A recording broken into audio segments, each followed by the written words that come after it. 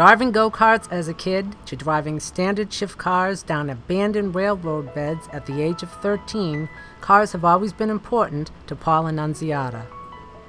Beginning at age 16 with a 650cc matchless motorcycle and drag racing his 55 Chevy Hot Rod, Paul has owned and driven a variety of different cars, but his 1975 Plymouth Duster is special. So special that it recently traveled cross-country to its new home in Jay Leno's garage. HCAM News sat down with Paul to talk about how he built the car and about its new home in LA. This car is a 1975 Plymouth Duster. It has a 1968 426 engine in it that came from a Dodge Super Bee. After graduating from Jim Russell's International Race Drivers School in Norfolk, England in the early 1970s, and as the valedictorian of his class from national technical schools in Los Angeles, California, Paul had the idea to build a pro stock class drag car for the street. When I was in California going to school, I used to go to Orange County Dragway. And the cars back then in the 70s, they had a class called pro stock. And these are the pro stock cars, the Mopar Missile and the Motown Missile.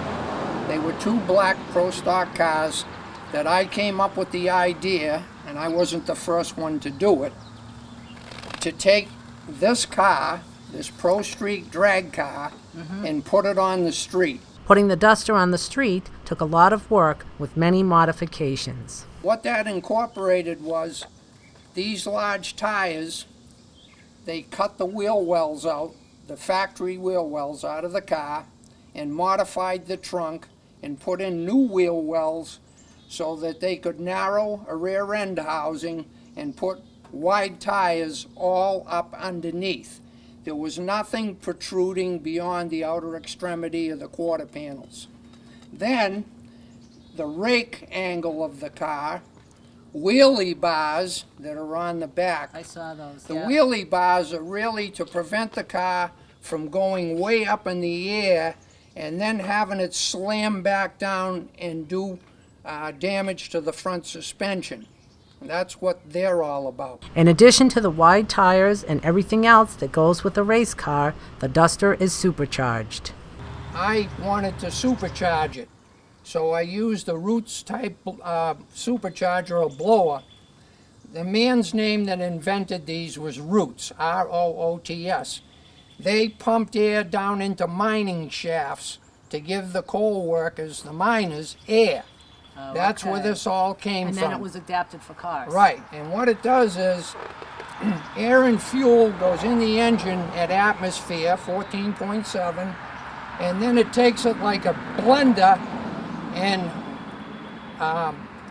homogenizes it almost and increases, breaks it up and pushes it with pressure and fills the cylinders, so you get almost double the horsepower. A winning scratch ticket at a local supermarket helped fund the building of Paul's car. And I bought the first ticket I ever bought in my life, a scratch dollar ticket, and it was a 7-11-21 game. I had 11 3-5s and a 6, and I won $10,000. The $10,000 started me on building this car. The challenge was the engine, since Annunziata wanted a Hemi. They didn't produce any 426 Hemi engine In the Duster? in the Duster. You could get a 318 to 340. Aftermarket, people put 383s in them and 440s, and some people put some Hemis in them like I did. Considerable modifications were required to fit the 426 Hemi engine into the A-body Duster. I took it to Lindblad Chassis in Whitensville, Rolly Lindblad. He builds a lot of round cars, stock car stuff. And he did some drag cars. And he tubbed the car, put the roll cage in it, and did the modifications to try to get the Hemi into the engine compartment. Now, a lot of people cut everything out of there so they can get it in there easily. Because it's big, right? It's huge. Yeah. You have to move the heater in. The master cylinder's got to be moved out. The shock tower on this side has to be folded outboard so it doesn't hit the cylinder heads. It's a very complex, hard car to work on because I wanted to keep the body original and have everything work. Okay. So this car's got backup lights, it's got a heater, it's got a defroster, radio. Everything works on this car the way it's supposed to.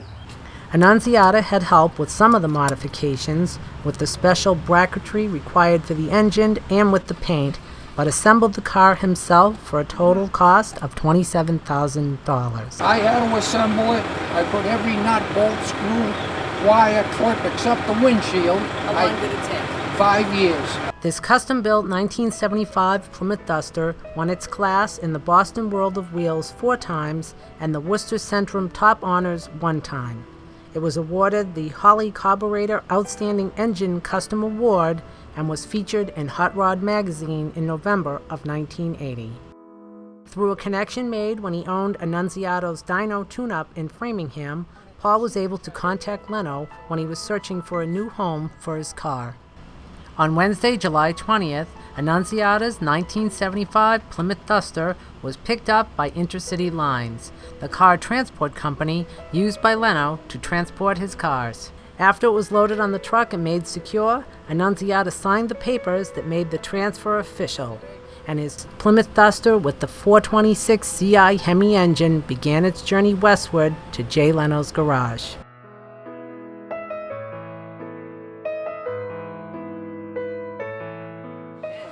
And that's an extraordinary, fantastic garage.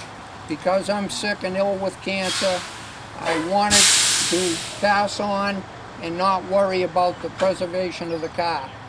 So he gave me his word he wouldn't sell it.